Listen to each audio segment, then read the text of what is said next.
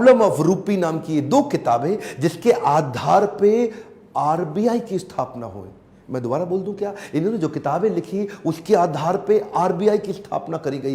Can you imagine, Bharat के सबसे निचले पायदान से आया एक यंग लड़का जिसकी कोई मदद करने वाला नहीं, आज उसकी बुद्धि पे आधारित हमारे कॉन्स्टिट्यूशन की स्थापना भी की जाएगी। इनकी ज्ञान, बुद्धि और कौशल का लोहा इंडियन लीडर्स और ब्रिटिश लीडर्स दोनों मानते थे। 1947 में भारत आजाद हुआ और गांधी जी के पास नेहरू अपनी पूरी कैबिनेट की लिस्ट लेकर के आए। जब नेहरू, जो कि स्वतंत्र भारत के पहले प्रधानमंत्री होने थे, पूरी कैबिनेट की लिस्ट लेके पहुंचे और बताया कि देखो इनको मैं तो तभी गांधी ने पूछा इसके अंदर बाबा साहब अंबेडकर का नाम कहां है? और वहीं थोड़ी उनकी बहस हुई और गांधी ने बोला कि नेहरू, ये तुम्हारी कैबिनेट नहीं है, ये आजाद भारत की कैबिनेट है। तभी उनको कानून मंत्री के रूप में लिया गया और न केवल कानून मंत्री बल्कि तुरंत जो ड्राफ्टिंग कमेटी थी इंडियन कॉन्स्टिट्यूशन की, उसका चेयरमैन भी बना दिया गया। इनकी इंटेलिजेंस के आगे कोई कुछ बोल नहीं सकता था। जो इनसे सहमत थे, असहमत थे, दोनों जानते थे कि इस आदमी में बुद्धि बहुत है। बहरहाल मन तो है कि मैं घंटों तक इनके विषय में बात करूं, एक्चुअली मन भरता नहीं है इनके विषय में बात करते हुए।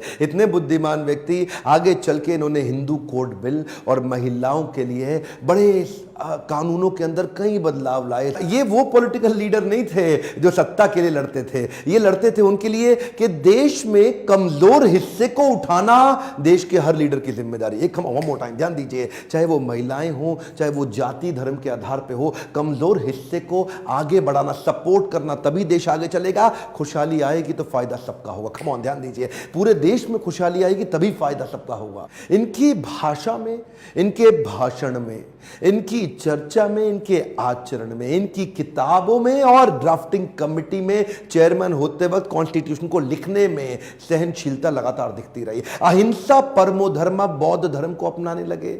आत्मवत् सर्वभूतेषु, भागवत में बताया गया है कि बौद्ध धर्म में आत्मवत् सर्वभूतेषु, सभी जीवात्माओं को अपनी तरह देखना चाहिए। ये जो समान दृष्टि देने का उन्होंने प्रयास किया, ये उसके बाद ये बौद्ध धर्म को स्वीकार करने चले गए। आखिरी तक काम प्रेम से करते रहे, किसी से लड़ाई नहीं लड़ी। आपके लिए क्या मैसेज है इसमें? एक मैसेज लेके जाइए, एजुकेशन इज द टूल।